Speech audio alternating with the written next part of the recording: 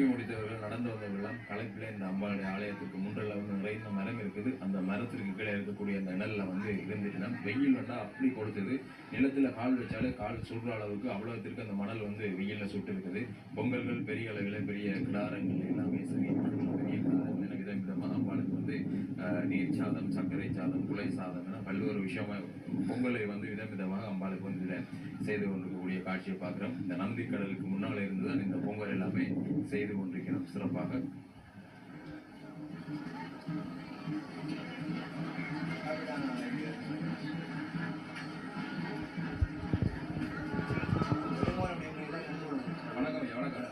என்ன விசேஷம் இதே வேண்டைக்கு அம்மாளுக்கு வந்துருக்கிறோம்னா அம்மா கண்ணங்கள் வராப்பட இதை உப்பினீர் விளக்குற ஒரு ஆலயம் அந்த விஷயம் மற்றது அவள் நீங்கள் தங்கி போன மாதிரியும் அவள் தான் இந்த உப்பினீரில் விளக்கு சொல்லி சிறுவர்கிட்ட சொன்ன மாதிரியும் இப்படி ஒரு வரலாறுள்ள கோயில் இன்றைக்கி நாங்கள் வந்து கொஞ்சம் படிச்சுட்டு முடிச்சு போகிறோம்.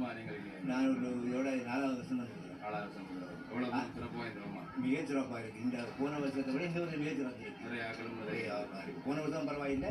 அதுக்கு முதல் வந்து ஆளுங்களும் குறைந்தாங்க. கோயில் இடிஞ்சு கட்டும்போது வந்துட்டோம். அந்த காலையில் வந்தாங்க.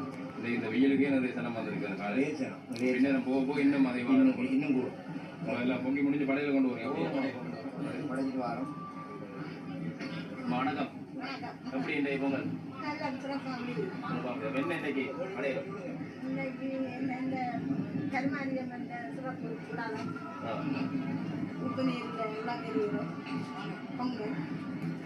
அம்மா எப்படி புதுமையான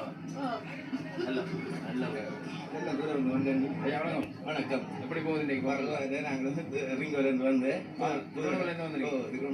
இடம் இருக்குன்றது இதில் வந்தோம். சிறப்பாக இருக்குது. திருவண்ணாமலையிலேருந்து எல்லாம் அம்பாள் எல்லாரும் அழைச்சிருக்காங்க. அழைச்சிருக்காங்க.